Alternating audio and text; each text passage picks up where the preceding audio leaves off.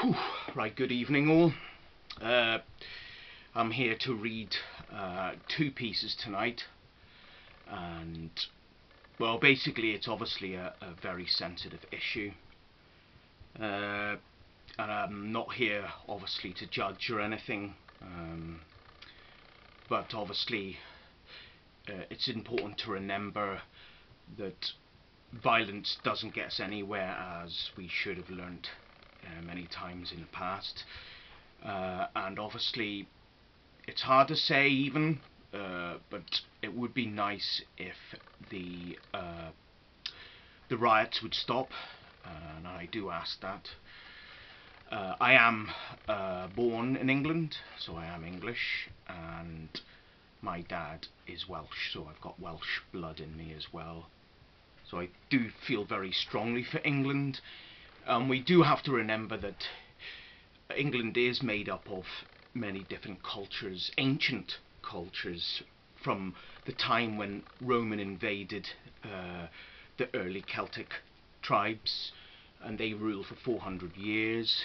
Then we've had the Saxons, which is German and French. Then we've had the Normans, which is Roman and French.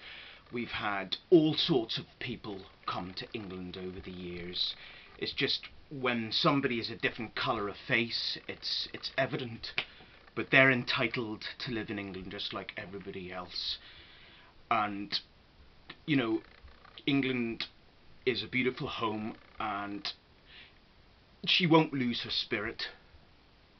She'll always be a place of great wealth, and yeah, but people in this world will be quick to condemn the riots, but I think it's frustration as well, that there is a lot to understand, but we have to remember that all cultures can murder and kill. If you look at the news and think back of the various examples, then you will see every nation has its you know, a range of people doing various crimes or various things, basically. And in the modern world it is hard with repression, and there's so much going on around us, but it's still, violence is never a good way, and I truly am for peace. I have my own examples living here in Northern Ireland, Belfast, where I have been outcasted as an Englishman, where they had to tell me to keep quiet, my accent, and I wasn't allowed in certain youth clubs, bars, even the school youth club and all. People told me, mothers told me to not hang around with that person because I was an English bastard, etc, etc. So it has been very difficult, and there's no point targeting innocent Muslims.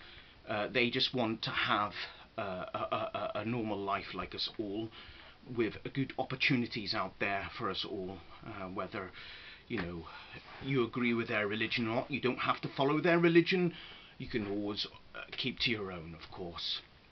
But anyway, I'm going to read this piece out because I do feel very strongly about all this. And this piece is called Genus, Rosa.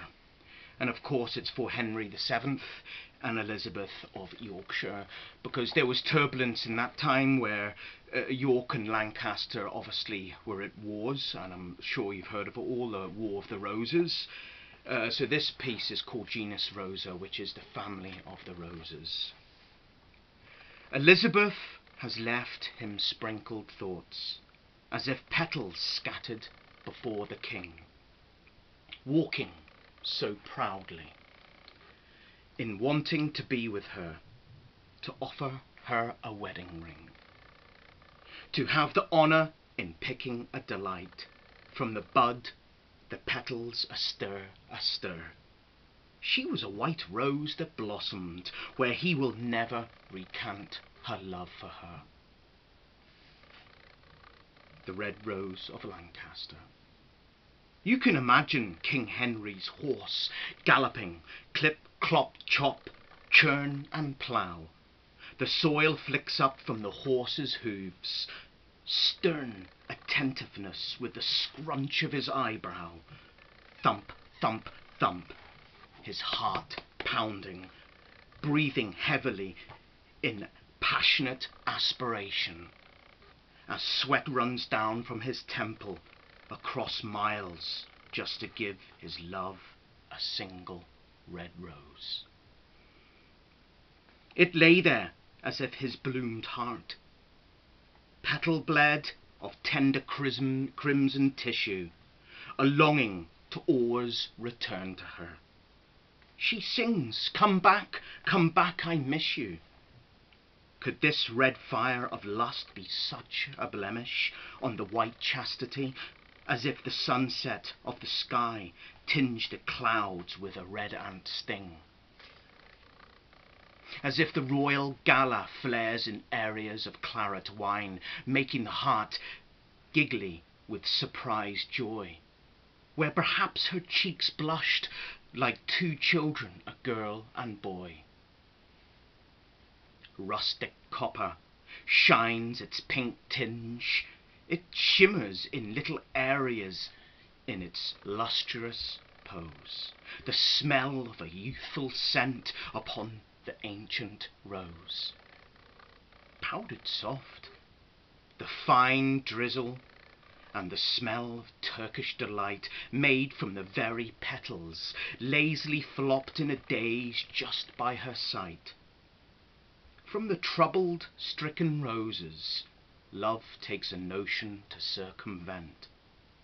Their scents entwine in the air, compose a sweet repose of disarmament. Each music instrument, a saxophone, accents of scent, a twang when spoken, a song from the blackbird announcing that spring has awoken. The white rose of York. Elizabeth turns with a smile, and slightly looking down, a glimmer and sparkle in her eyes, she accepted his proposal, and she lay down a Yorkshire white of virginity, cloudily begotten in zinc light, a beautiful link from heaven's queen to the Yorkshire princess. Behind a bridal veil was peace, a soft face of quietness, sparkles its delicate composition of transparency like tiny beads on the tips of standing threads of silk, its softly flopped quilt. As if the folds of her wedding dress, it shimmered its clothed satin, the ultimate hybrid in roseaceous.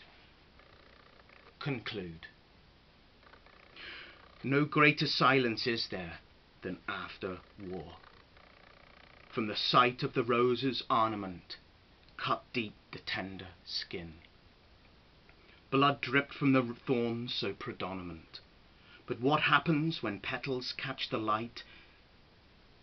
It glares its daytime illuminance. It created the two counties to unite, as if catching sight of each other's countenance. What flows in the spiritual gene but this combination of red and white?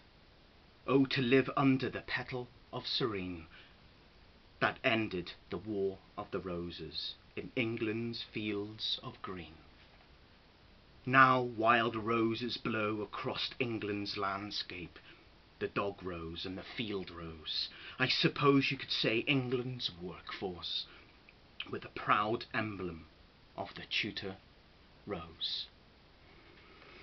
So thanks for listening, and honestly my condolences do go out to the family who lost those children in that terrible knifing, and I would just like to say that England's spirit will continue to live on forever, and that, you know, try and, you know, yeah, anyway, that's it. I have nothing else really further to say. But thanks for listening, and I hope you enjoyed the poem.